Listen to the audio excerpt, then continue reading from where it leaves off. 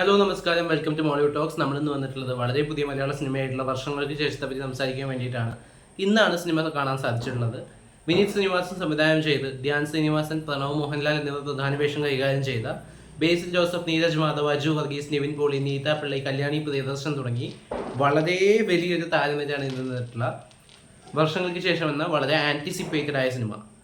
രണ്ട് സുഹൃത്തുക്കളും അവരുടെ സിനിമയോടുള്ള ഒരു അഭിനിവേശവും ആ സിനിമയ്ക്ക് വേണ്ടി മദുരാശിയിലേക്കുള്ള യാത്രയും കോടാമ്പാക്കത്തെ ജീവിതവും അവിടെ സ്ട്രഗിൾസും കാര്യങ്ങളും ഒക്കെ പറഞ്ഞു തുടങ്ങുന്ന സിനിമ പിന്നീട് ട്രെയിലറിലും മറ്റു കാര്യങ്ങളിലൊന്നും റിവീൽ ചെയ്യാത്ത പല ഫേസുകളിലൂടെയും കടന്നു പോകുന്നുണ്ട്. നമ്മുടെ ഒരു ഇന്റർവെൽ കൾച്ചർ വെച്ചിട്ട് ഫസ്റ്റ് ഹാഫ് സെക്കൻഡ് ഹാഫ് എന്ന് പറഞ്ഞിട്ട് ഡിവൈഡ് ചെയ്യുമ്പോൾ ഫസ്റ്റ് ഹാഫിന് മുകളിൽ സെക്കൻഡ് ഹാഫ് നിൽക്കുക എന്നുള്ളത് വളരെ റയറായിട്ട് സംഭവിക്കുന്ന ഒരു കാര്യമാണ്.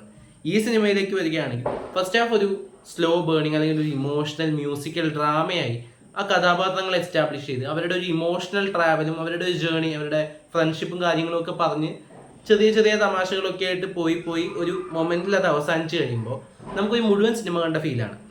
ആ ഒരു പോയിന്റിൽ നിന്ന് സിനിമ സഞ്ചരിക്കുന്നത് എൻറ്റയർലി ഡിഫറെൻ്റ് ആയിട്ടുള്ള ഒരു റൂട്ടിലാണ്. ആ ഒരു ടേൺ എടുത്തു കഴിഞ്ഞാൽ പിന്നെ നമ്മൾ ഈ സിനിമയുടെ ഇന്റർവ്യൂസും കാര്യങ്ങളും ഒക്കെ എൻജോയ് ചെയ്ത പോലെ കംപ്ലീറ്റ് ട്രോളിംഗ് ആണ്. അങ്ങോട്ടും ഇങ്ങോട്ടും വഴിയെ പോയവരെയും കാണുന്നവരെയും ഒക്കെ പിടിച്ച് ട്രോളുന്നുണ്ട്. അതൊക്കെ കിഡിലനായിരുന്നു. തിയേറ്ററിൽ ഗംഭീരമായിട്ട് വർക്കൗട്ട് ആയിട്ടുണ്ട്. സിനിമയിലെ മറ്റൊരു മികവായിട്ട് എനിക്ക് തോന്നിയിട്ടുള്ളത് അഭിനേതാക്കളുടെ കാസ്റ്റിംഗും പ്രകടനമാണ്. പ്രധാന കഥാപാത്രങ്ങളായിരുന്നത് ധ്യാൻ ശ്രീനിവാസനും പ്രണവ് മോഹൻലാലുമാണ്. ധ്യാൻ ശ്രീനിവാസിന്റെ കരിയർ ബെസ്റ്റ് പെർഫോമൻസ് ആയിരിക്കും ഇത്. ആ ഒരു ക്യാരക്ടറിന്റെ പല ഏജുകളിലുള്ള വളരെ സൂക്ഷ്മമായിട്ട് ഓരോ കാര്യങ്ങളും ശ്രദ്ധിച്ചിട്ടാണ് പെർഫോമൻസ് ചെയ്തിട്ടുള്ളത്. ചിലയിടത്ത് ഓൺ ആൻഡ് ഓഫ് ആണെങ്കിൽ കൂടിയും പ്രണവ് മോഹൻലാലിന്റെ പെർഫോമൻസും എടുത്ത് പറയേണ്ടത് തന്നെയാണ്.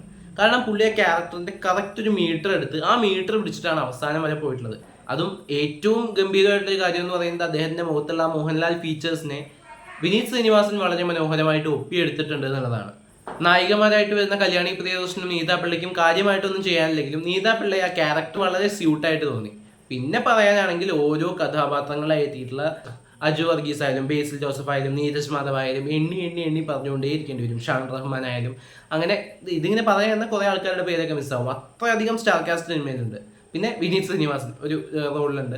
അപ്പോൾ അങ്ങനെ എല്ലാവരും വളരെ ബ്യൂട്ടിഫുൾ ആയിട്ട് അവരുടെ ക്യാരക്ടേഴ്സ് ചെയ്തിട്ടുണ്ട്. പക്ഷെ നിങ്ങളിപ്പോൾ ചിന്തിക്കുന്ന പോലെ ആ ഒരാളുടെ പേര് ഞാൻ പറഞ്ഞിട്ടില്ല.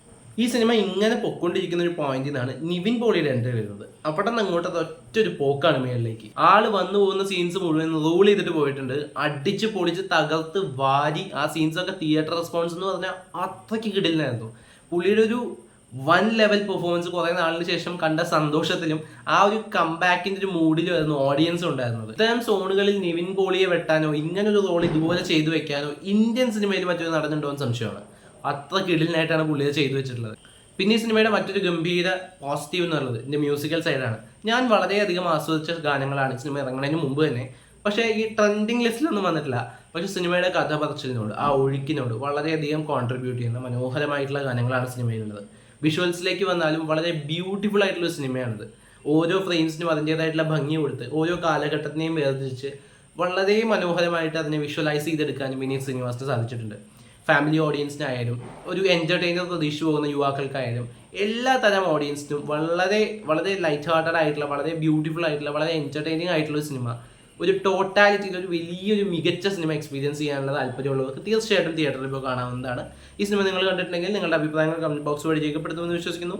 നമുക്കിനി മറ്റൊരു വീഡിയോയുടെ ഉടനെ തന്നെ വീണ്ടും കാണാം. അപ്പോൾ അതുവരെ ബൈ.